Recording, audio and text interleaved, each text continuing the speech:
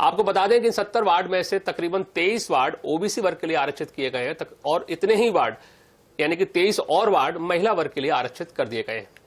वहीं 9 ward SC वर्ग के लिए तो 3 वार्ड एसटी वर्ग के लिए आरक्षित कर दिए गए हैं। अब जो आरक्षण हुआ है उसकी वजह से मेयर, नेता प्रतिपक्ष और ऐसे तमाम जो नेता हैं जो लगातार पार्षदी का चुनाव लड़ते रहे हैं, उनके लिए मुसीबत खड़ी हो गई है, क्योंकि उनके वार्डों में आरक्षण की वजह से बदलाव हो गया है। अब इनका क्या होगा और ये आगे अपनी राजनीति को कैसे लेकर जा पाएंगे, इन तमाम मुद्दों पर हम विस्तार से बात करेंगे। हमारे साथ इन तमाम मुद्दों पर बात करने के लिए मौजूद है INS 24/7 के वरिष्ठ पत्रकार गौरव शर्मा। गौरव जी, बहुत स्वागत है कार्यक्रम में।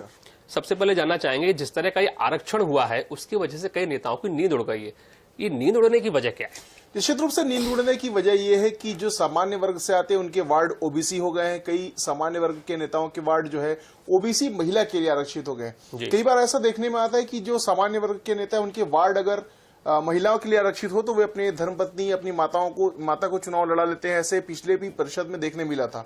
लेकिन इस बार जो स्थितियां बनी उसमें ओबीसी महिला हो गया तो कई जो सामान्य वर्ग के नेता है वो चुनाव मैदान में उतर नहीं पाएंगे।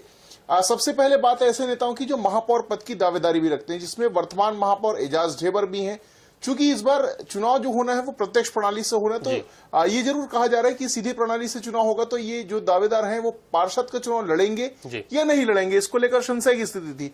लेकिन फिर भी अगर पार्षद की टिकट नहीं, महापौर की टिकट नहीं मिलती तो पार्षद चुनाव लड़ना विकल्प होता है। लेकिन ऐसी स्थिति में कई ऐसे जो नेता है शहर के, उनकी जो राजनीति है वो अब खतरे पर पड़ती हुई नजर आ रही है। ऐसे कौन से नेता हैं जिनकी राजनीति पर इस बार इस आरक्षण की वजह से ग्रहण लगता हुआ नजर आ रहा है? देखिए, सबसे पहला नाम तो महापौर एजाज ढेबर का ही है। उनका जो वार्ड है वो आरक्षित हो गया है ओबीसी महिला के लिए। इसी तरह से कई और जो चेहरे हैं, श्री कुमार मेनन की अगर बात की जाए तो ये बच गए हैं। श्री कुमार मेनन कांग्रेस के पार्षद हैं, 4 बार से लगातार पार्षद रहे। इनका जो वार्ड है रामकृष्ण परमहंस वार्ड, वो सामान्य वर्ग के लिए आरक्षित हुआ है।